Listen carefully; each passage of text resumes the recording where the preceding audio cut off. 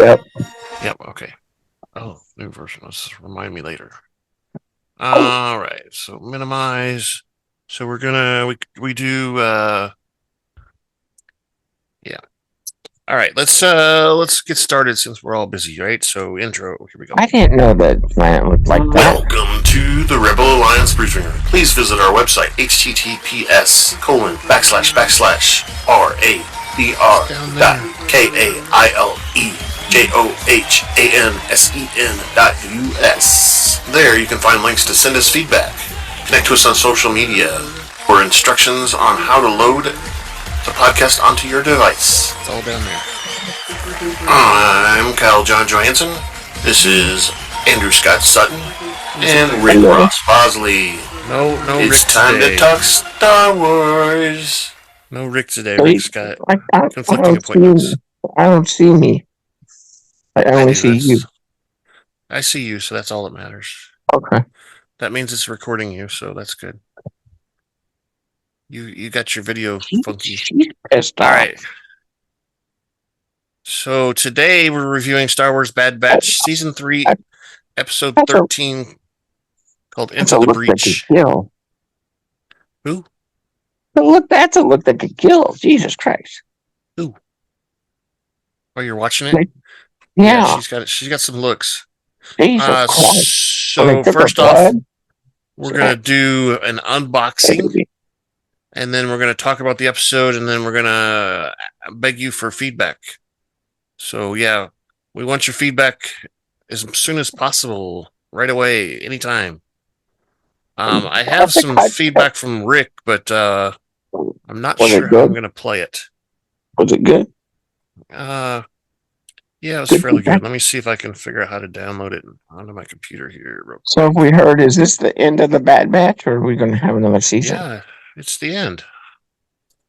It's the final season. She better kick everybody's ass. That's what I have to say. So. We'll see. I think they all die. All right. So, like I said, we're going to do an unboxing first. So, we're going to pause here for that. We say unboxing. Now we have a special treat. It's unboxings. Yay, unboxing. Here's our box here. Look, it's from UPS Ground. Where's my stabby tool? Here it is. Okay. Check the sides. What do you think it is this time, Scott? What is it? Is it Princess Lady? No. It's wrapped in paper again. Doing it. Keep us on. Keep it safe. Let me get rid of this. Same box. Okay. There it is. Oh, that light above us is not very good, is it? Well, that's a little bright light. Let me turn that off because that'll help a little bit. Oh, that's too much. That's horrible. Okay. What is it? Okay, so it says Obi-Wan Kenobi. 629. Let's get closer there so you can see it better there. Oh. Look at that. So let me turn it on side. So you can see the better. He's got his lightsaber there. Yeah. 629 is the number. Like I said, each one of them has when it's manufactured, it's a new number. So that's the production number. That's the number that came off the line. Sort of, because they're grouped together. So like, if you look on the back here, see there's a group of right here. Okay, I understand. They're all in order. So this is Obi-Wan Kenobi. He's 629, and then the fifth brother here is 630. Blah blah blah. So this is the Obi-Wan collection from the show. Okay. Yeah. And we're doing Obi-Wan. Here's the side view. You see the side view, puppy? Yeah. And then there's the top with his eyes there. Look at that. It's Obi-Wan. So that is our unboxing. Yay. Yay, unboxing. Magna. Yay, unboxing. Unboxing. All right. Whatever. So we're back from our unboxing. That was a pretty good one. It was Wow. Obi-Wan Kenobi, the man, right? He's a pretty He's a big man. guy. He's the man. So let's do this thing here. Where's it at? That one.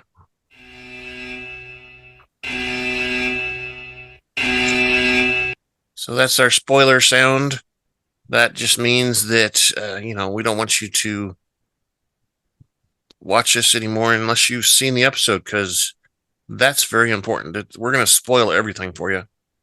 Including right now, we're going to talk about cast and crew.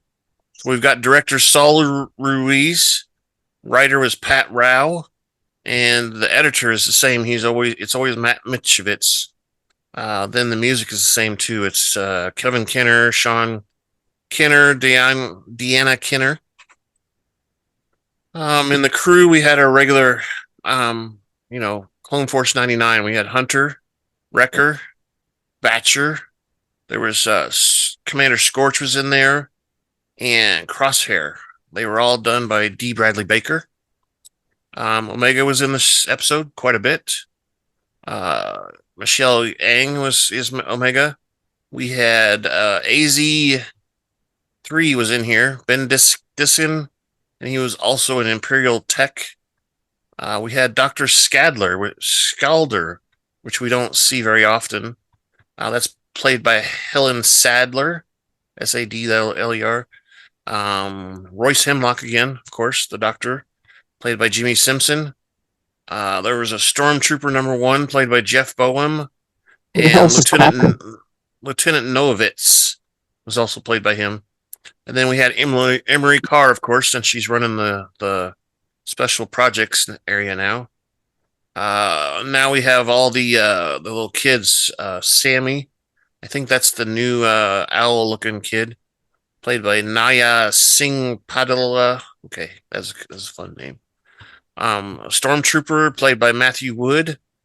An Imperial pilot, played by Noshir Dolly, who also played General Rampart, or Admiral, whatever his name is, Rampart. And then some more of the kids, the SP-54, which is Eva, played by Owlin M. Whelan. SP-32, which is Jax, played by Ivan Sin-Itzton.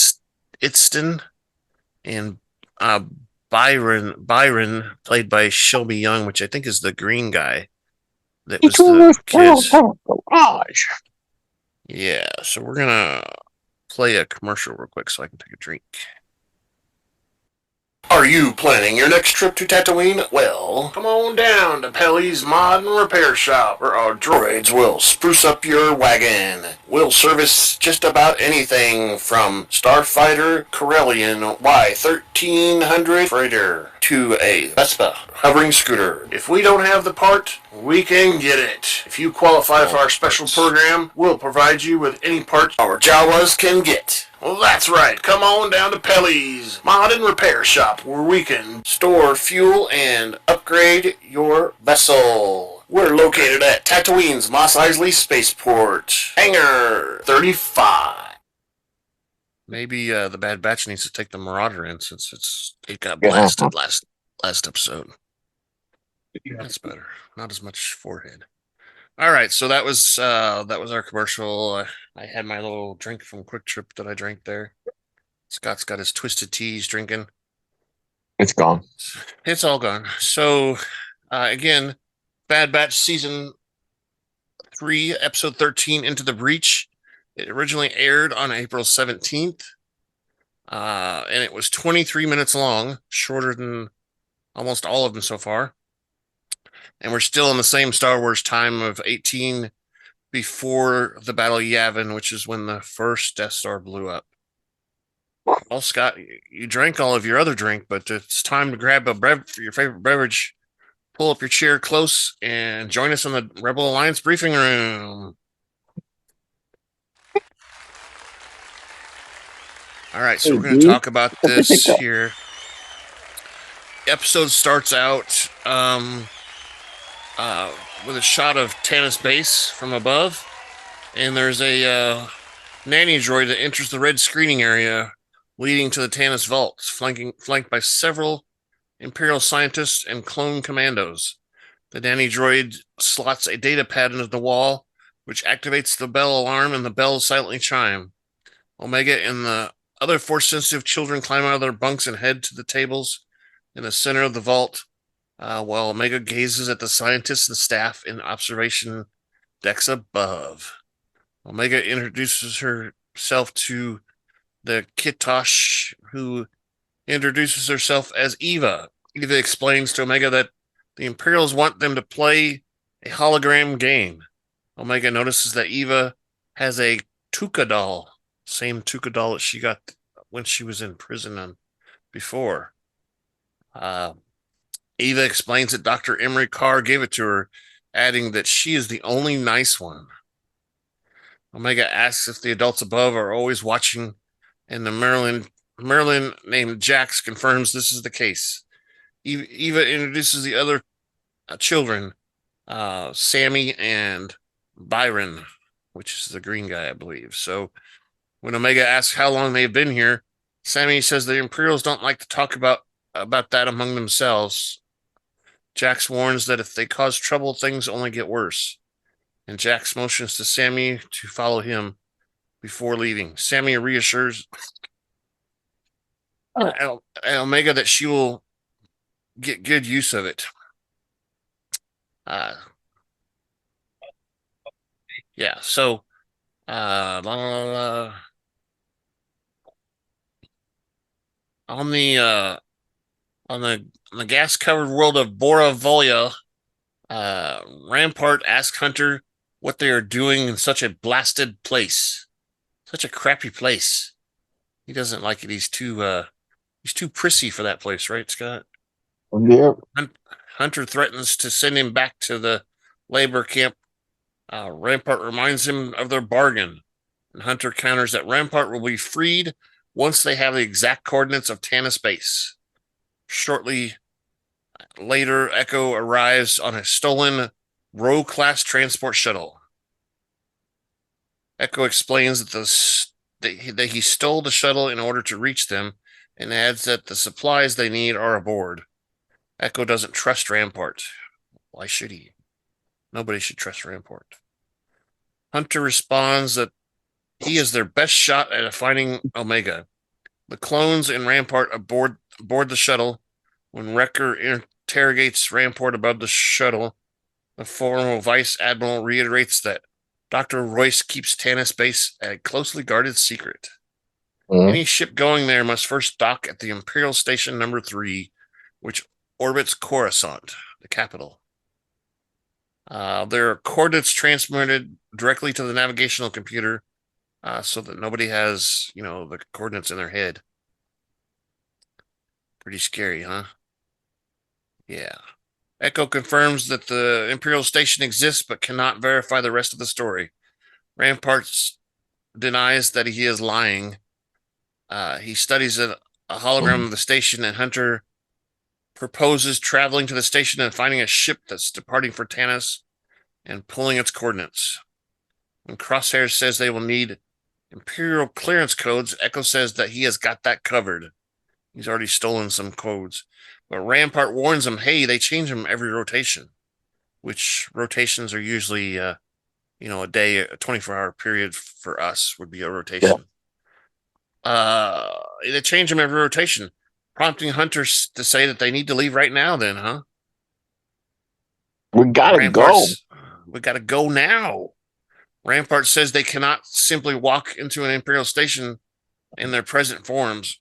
Crosshair and Hunter reveal their plan involves Rampart disguising himself as an Imperial officer, while the clones disguise themselves as his security detail. Rampart is reluctant to impersonate a captain, since he's a vice admiral. He says, "Hey, yeah, that's a demotion. What the hell, man?" Regarding it's a lowly station, Echo responds that he has been demoted, prompting Rampart to say that he hates these. I hate these clones. I hate them. They're so mean to me. I hate them. They hurt me. I hate them. Yeah. Back on Tanis, Dr. Karr prepares to extract blood samples from Omega. When Omega asks the other children where she came from, Karr admits she doesn't know, but insists they are well looked after. Omega says that she would like to believe her while the Tanis medical droid collects a test tube containing her blood and deposits into a dumbwaiter system in the wall.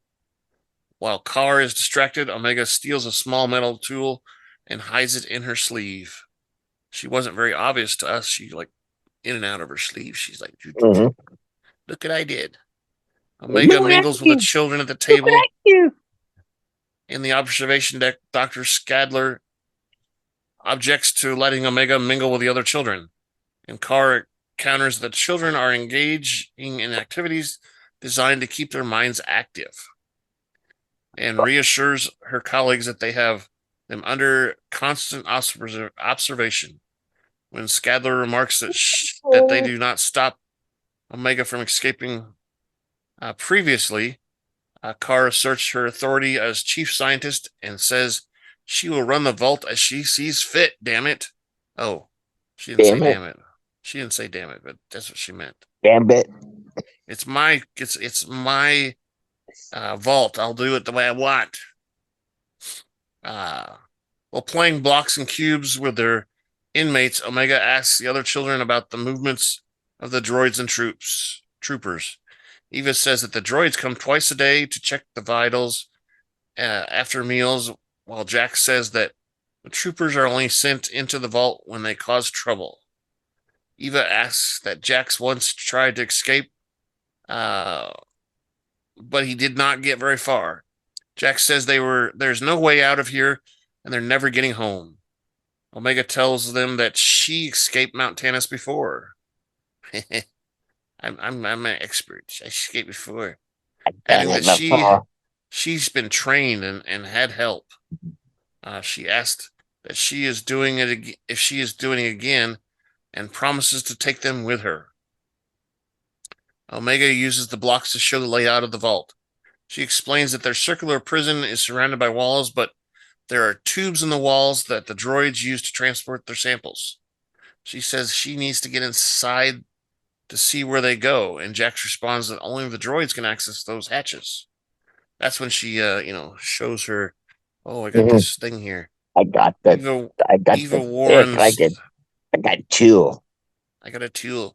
When Eva warns that it won't take them long to notice she's missing, she replies that she likes that challenge. I got this, she says. As the shuttle approaches the Imperial Station number 3, Rampart reluctantly dons his captain's uniform, while the clones disguise themselves as Imperial commandos. They look kind of funny. The technicians request their identification, and Echo says they are a transport shuttle Alpha 4 and transports the landing codes. The technician, after a little bit, finally gives them clearance to land on docking bay 5-02.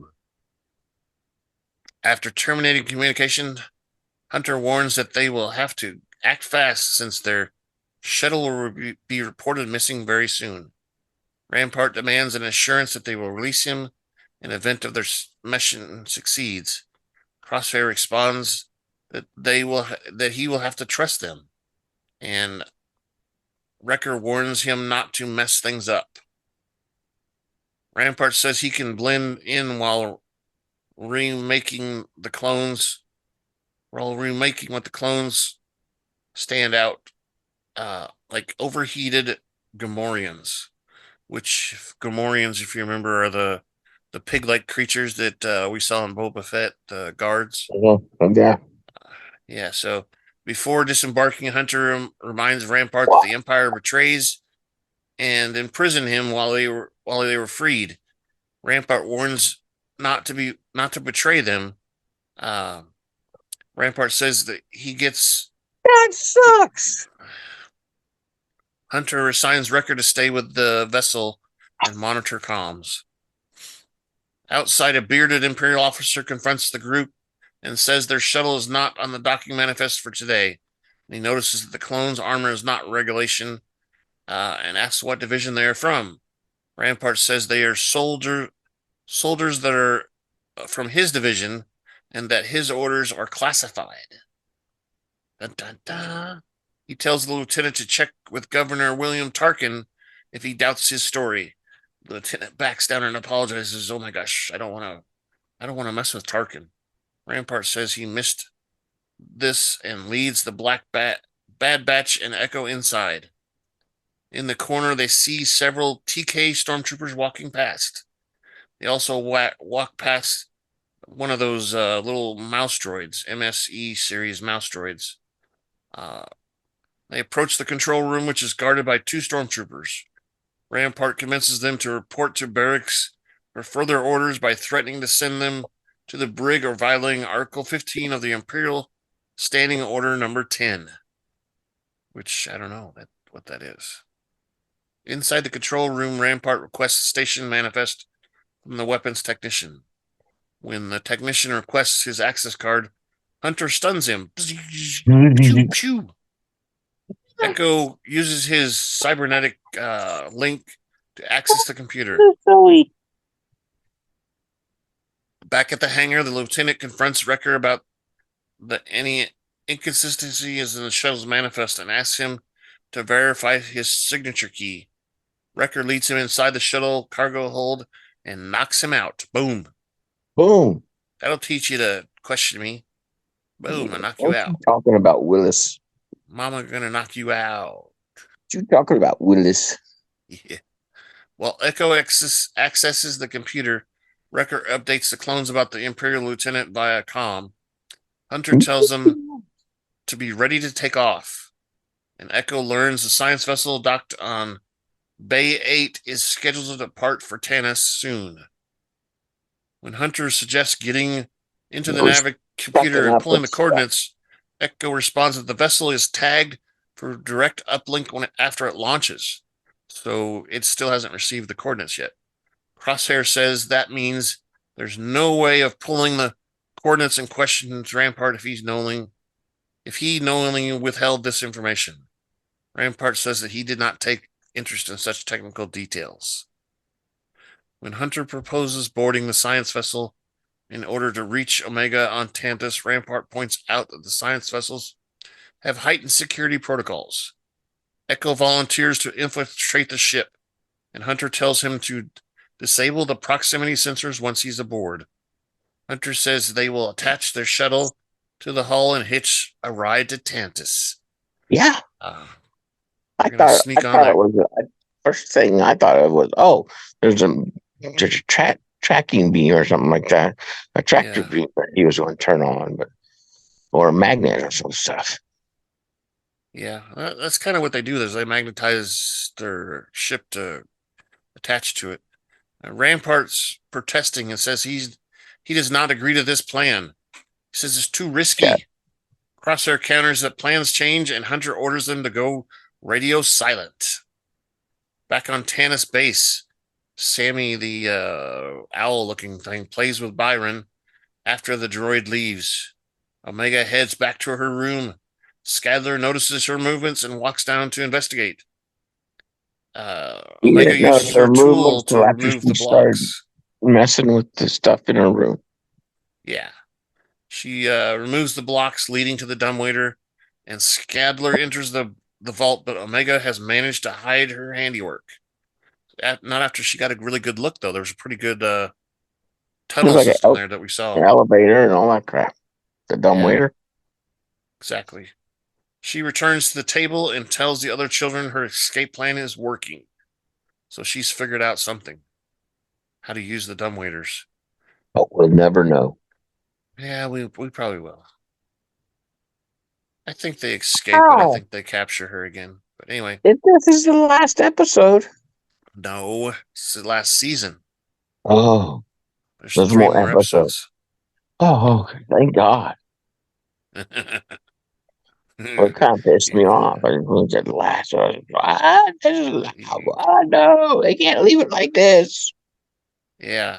We're almost done here. So at the Imperial station, Echo enters the Imperial science vessel's hangar Stormtroopers are boarding the vessel while astromedic droids enter the ship via suction tubes. You go outside, go potty. Echo decides to enter the ship inside the suction tube to hide from the Stormtrooper. At the helm of the science vessel, the ship's captain orders his crew to initiate the launch sequence. Meanwhile, the other clones and Rampart return to their shuttle while Wrecker removes the unconscious lieutenant.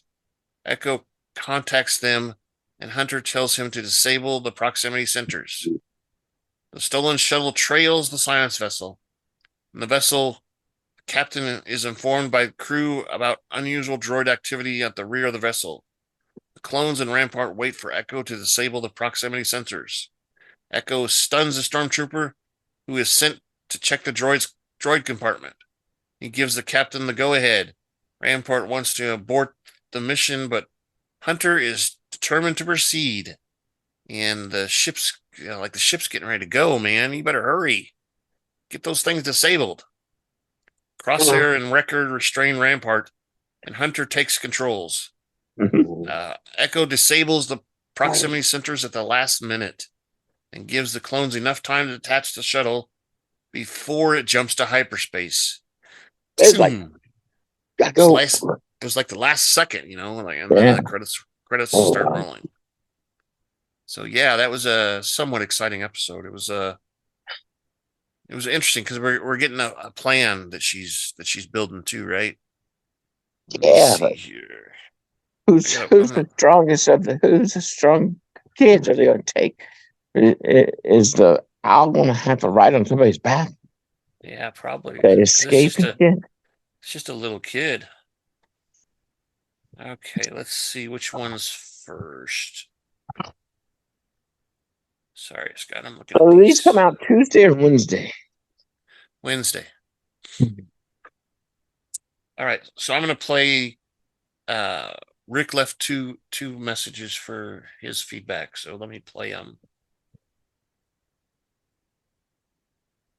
Wait a second. See if you can hear. It's going to start here in just a moment. Okay, this week's episode was really good. Probably one of the better ones of the season just because it was full of action and a lot of stuff going on, kind of in behind the scenes, I guess, kind of the same. Did you hear it? Well, barely. Oh my goodness, I heard him. Okay, let me start it over because it started in the middle. Hold on. Okay, this week's episode was really good. Probably one of the better ones of the season just because it was full of action and a lot of stuff going on in behind the scenes, I guess, kind of to say. So, don't really know for sure what's going to happen with Omega. Most out, or at least make an attempt. I think the scientist is probably. Oh, we're going. She's realizing that she's on the wrong side of things. I can't think of what her name is off the top of my head right now. I'll think of it later, whatever. Emerie. The fact that they were able to attach themselves to the transport means she is going to find them, or they're going to find her, one way or the other. They're going to make a connection. Rampart is kind of a wild card. I haven't quite figured out how he's going to play into this, but somehow he is going to play a factor in the last few episodes. But overall, I thought it was a really good show. Like I said, I think it's one of the better ones this season. A little confused how it's going to end with just 2 more episodes. I am too. I guess we're going to find out since I'm way confused. Less than 30 minutes. That's the point, right? Really hoping one of them goes a little bit long, or both of them actually. But we know that the 30-minute mark is kind of where they've been standing, so we got an hour left in the show to figure out what's happening. So, kind of a little anxious about next week's episode, because I think it's going to tie some things together leading into the final episode, and then when the final episode hits, we're done. So, kind of a bummer. But this episode definitely was good. Had a lot going on, action-wise. A lot of stuff kind of just flowed. Left us wanting more. Yeah, he did another second one here, so let's see what's on there. wasn't for sure how long I had, so I only went about a minute and a half or two. So one of the things that really kind of I enjoyed, I guess, was the fact that they sterilized their uniforms or their armor more so than their uniforms or armor, but it kind of gave them a unique look, and I kind of wonder why they didn't really stand out or were questioned, since obviously their armor looks different than everybody else's. So it's kind of a little confusing part there. Obviously, Rampart knows his part and can play it, and say they're a special unit or whatever, but kind of surprised me it didn't arouse suspicion. Yeah, me too. Yeah, their uniforms are different, but they Mm. look more like those clone CXs, those Yeah. CX2 clones. Didn't That's what they? I But thought. didn't they like spray paint them or something like that? Now they basically cleaned them. Yeah, spray painted them, whatever you want to call it. But they had scratches and bumps on them, so they just kind of smoothed them out and made them all Yeah. uniform color. Okay. All basically black or gray, whatever you want to call that. Hi, Tony. Uh, Hi, so Raven. yeah, I'm anxious about the episode too, because there's not a lot left of the show. Thank you, Rick, for feedback. We hope that everybody else will give us feedback too, right, Scott? Yeah. We're gonna ask for feedback here in just a little bit, but I wanted to see, Scott, since you're anxious about it. What do you think's gonna happen? I mean, you think Omega's gonna be able to escape, or is she gonna be doomed to stay there forever? Until the place gets blown up later on. Well, I hope she escapes, but I mean, I don't think, I mean, if they're after her so they can keep Palatine alive, then I don't think she escapes. Or they got enough stuff, got enough DNA and stuff from her that they can replicate. Yeah.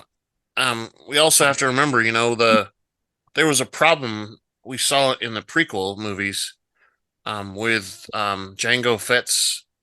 Once they were concerned because Jango was dead and they didn't have any more fresh DNA. Yeah, The yeah. DNA was degrading after so many clones they had done. They didn't know if they were going to be able to create more clones. Remember? Yeah. So, I mean, that could be part of it too. They got to keep her for a while so they can, do all their testing and stuff. Because supposedly, Snoke, the big old Snoke guy, he Hmm. was also part of this project. He was a failed attempt to clone Palpatine, supposedly. Ah, It was never really said in the movies per se, um, except Palpatine said it in the last one. He said, everything in your head is something that I created or whatever. Every voice or whatever, and he mentioned Snoke during that time.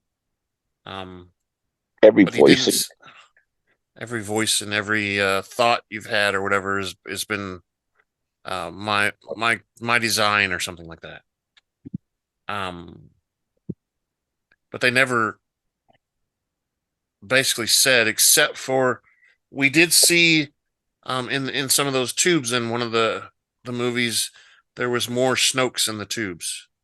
Yeah. And they were all different, like they were not quite the same or whatever. But anyway, What do you think? I've held the thought for a while now that um I didn't see that she was going to get captured again, but I did think that she was going to surrender so that the rest of the team could escape, and be safe from the Empire. But it looks like they're going to come back and risk it again and probably get captured again. I don't know. I just think that I think there's going to be more casualties than what we've seen so far. Like they Tech is dead, if supposedly, right? Maybe Hmm. we might see him again, but maybe he's dead. Maybe more of the Bad Batch gets killed. So do you think that that nurse or whoever took over the head of the project, do you think she's fallen in line now? Um, She seemed to just go about her business. well, I think she's kind of doing like Nala Say did. Nala Say was following orders, but she also was, helping Omega escape. And I think that Dr. Emerie Karr, who you're talking about, I think she is willing to help too. She just knows that they're watching her closer because of what Nala Say did. So, um, I think her putting Omega in with those children is basically her saying that she knows that Omega's going to escape if she does. Yeah, The only way that Omega wouldn't escape again is if she isolated her. So that's true. So yeah. Anyway, 2 more episodes left. Let's see here. Let me pull up this page here. Where'd it go? All right. I'm gonna tell you what the episode titles are because there's episode 14 and episode 15 left. And we were kind of worried about spoiling and whatever, but I don't. It's too late now. Yeah, I was gonna say, don't they not release those until like or Well, not even? they released them before the season even started. Oh, wow. But Rick and I noticed that they changed the names on some of them. So the next one is called Flash Strike. That's April 24th. And then the Cavalry has arrived is May 1st. 1st of May. Mayday. And then May the 4th, which is Saturday of that week. Yeah. That new Tales of the Empire show comes out. And they're going to release all the episodes at once. So it's like 6 episodes like the, Tales of the Jedi was. Yeah. But it's Tales of the Empire. And I think maybe we're going to probably review a couple episodes at a time, not do them all at once or whatever. But because I think later we've got May and then June, another show starts. Mm-hmm. Can't remember which one it is. Maybe it's the Acolyte. I don't remember. But anyway, just catching people up on all that. Like Rick said, 2 more episodes. So they're doing a good job of kind of confusing everybody so that we don't know what's going on, right? Nope. All right, so let's push this. Where, Maggie? All right, so that means we're begging you for feedback. We want you to send us feedback at feedback@kylesjohansson.us. That's our email address. You can go to our website, which you'll hear here in a minute. We're going to read off the website name. There's a link on the left-hand side for feedback. You click on that, and it'll bring up a form you fill out and submit it. We're on Twitter /X, whatever you want to call it. At super_duper_pod is our name there. We're on the Blue Sky Network, the Blue Sky social media, at Rebel Alliance Briefing Room. And if you go to our webpage, there's a link for social media.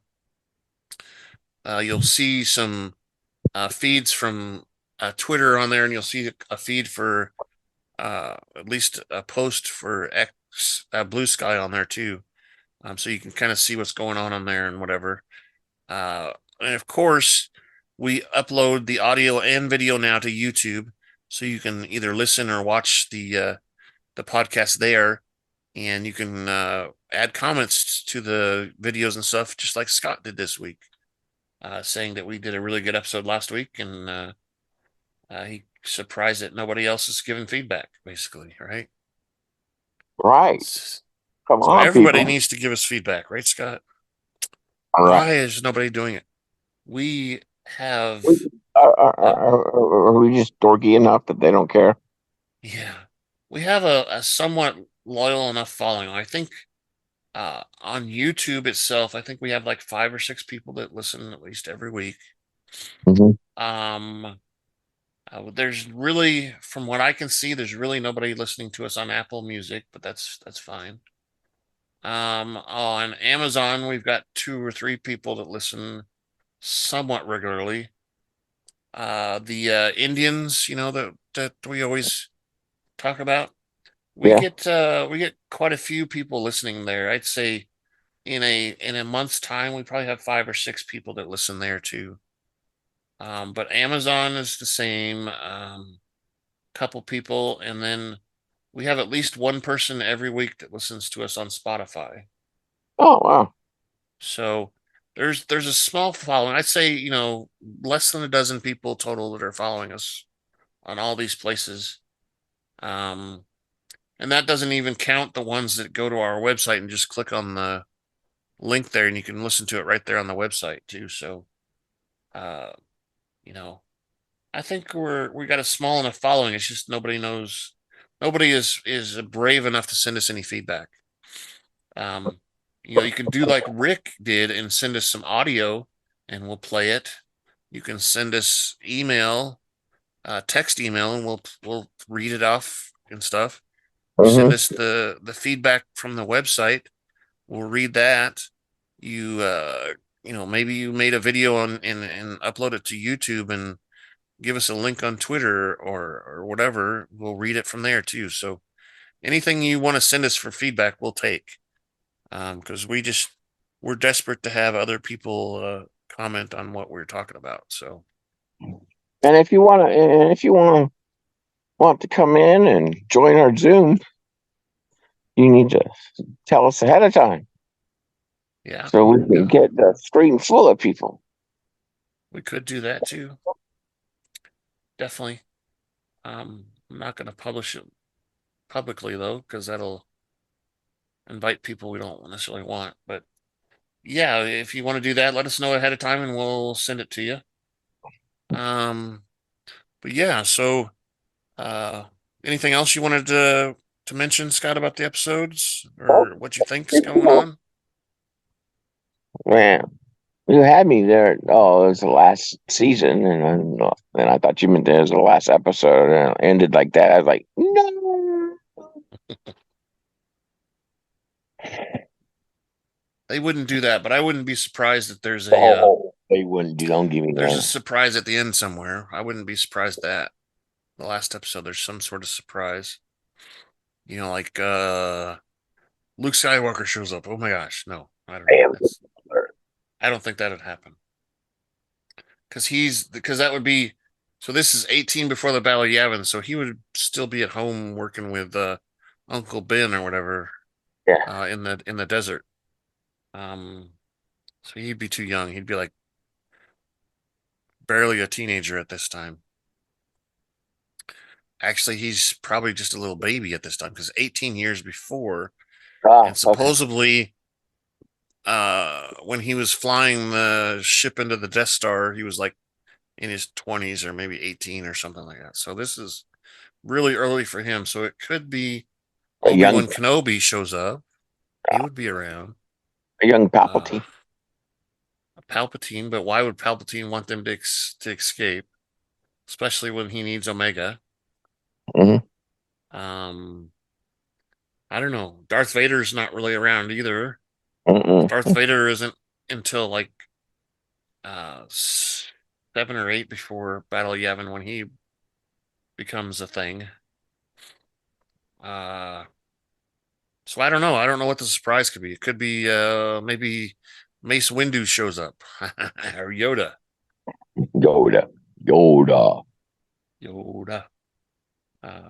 But yeah, so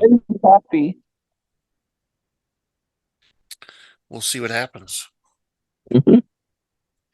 I'm going to push the outro then. Thank you for listening to the Rebel Alliance Briefing Room podcast. Please visit our website where you can play current and past episodes. That's https://RABR.KyleJohansson.us. That's RABR.KAILJOHANSSON.us. KILEJOHANSEN.US. On the left-hand side is a navigation menu. You can use this to learn how to load the Rebel Alliance Briefing Room podcast on your Android or Apple phone and tablet. And we have direct links to our podcast on Apple and Google Podcasts. Please participate by connecting to our social media, answering questions of the week, or submitting feedback directly from the site. Again, all of these are available at the Rebel Alliance Briefing Room website at RABR.KAILEJOHANSEN.US. Yeah. This podcast in no way is approved, sponsored, or owned by Lucasfilms Ltd., Disney, Disney Plus, or any of its subsidiaries. All opinions are solely owned by Kyle and or Scott, and in no way express the views or opinions of their past or present employers. Views and opinions are not supported or restricted by Lucasfilms Ltd., Disney, Disney Plus, or any of its subsidiaries.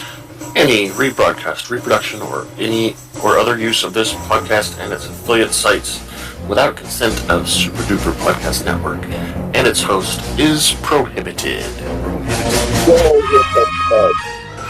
I am Kyle John Hansen, and this is Andrew Scott. Say goodbye now. There's Andrew. Say goodbye. Bye-bye. Au revoir. Bye-bye. Oh.